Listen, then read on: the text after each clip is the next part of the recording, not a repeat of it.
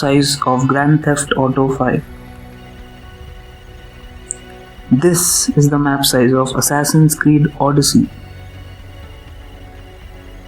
This is the map of Ghost Recon Breakpoint. This is the map size of Red Dead Redemption 2. This map here, it is the size of Witcher 3. And finally, this is the map size of Yakuza games.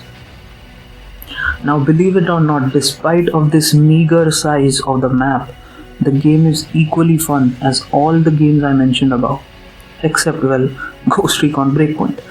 What makes this small square area of map so special that it is still enjoyable despite the micro size in front of the mammoth maps that we're so used to in the games? Do you have any guesses? Now, in my opinion, it is the density of the things that are happening in that small area of the game world, which is filled with all kinds of quests, characters, side activities, recreational mini games, and every square inch brimming with life. Now, walking on the streets of Kamurocho in Yakuza games throws you directly in the neon lights filled busy streets of a town in Japan and makes one feel like he's walking in a crowded city as people collide and continue on their destinations like nothing ever happened. Now, agreed that the need for this kind of a design was a decision based upon the limitations of the time Yakuza games were made in the past, but Sega has done a splendid job in bringing this series back into the modern era, and it is a treat to play. The map has numerous side quests like every RPG has spoiled us with, and mind you, they are not the typical low-level fetch quests, as each of them have a small vivid story to tell about the colorful and strange characters that you come across just by walking along the streets. And yes, there are invisible walls along the boundaries of the map, but that doesn't take away from the dense city packed with playable games like Virtua Fighter 2 and more in the arcade games shop. There are more fleshed out mini games like property management, club running, and countless others. Now, if you like mini games like karaoke, bowling, baseball, and many other, then you are in for a treat, and be prepared to sink hours into them alone. This adds a purpose to the city, and the game world itself feels naturally evolving as time progresses in the story, and the city infrastructure evolves with it. Now, without spoiling much of the story, there are time jumps in the game as well as they progress from Yakuza 3 up till Yakuza 6, and the city design too has been changed according to the time period, and it gives that feeling of growing up with the game while living in the city of Kamurocho.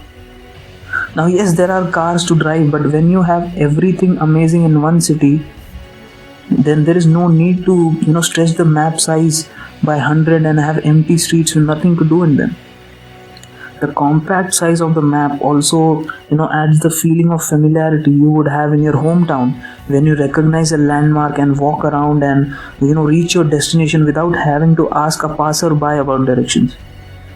In a similar way, when you arrive for a mission late in the game, by that time you already know the turns and hotspots of the city and the ways to get around by using the shortcuts and small alleys, and unconsciously it begins to feel like home.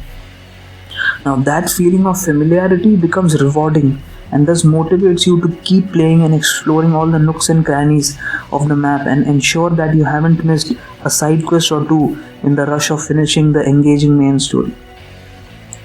Now, I for one don't mind if the map size is small or large, but it does matter to me like what is in that playground which has been provided to us to play in.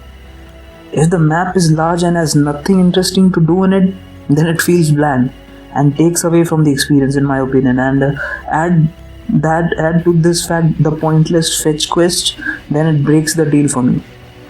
In this game, however, there is no such problem, and in that aspect, and every installment is your money's worth, and every game is oozing with content and variety of stories waiting to be experienced.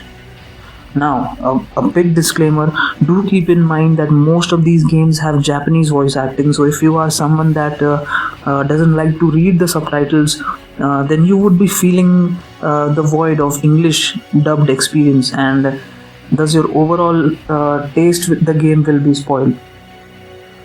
So guys, this is it for this videos. Do let me know your thoughts on Yakuza, and have you played these games, any of the games starting from 0 till 6, or even Yakuza Like a Dragon? If yes, then please let me know which one is your favorite, so we can have a discussion in the comments. My favorite is Yakuza 0. Share my videos guys in your friend circles, show some love, and if you are liking the content, stay subscribed. I do keep posting videos regularly, so watch out for those. And as usual guys, stay healthy. I'll see you guys in the next video.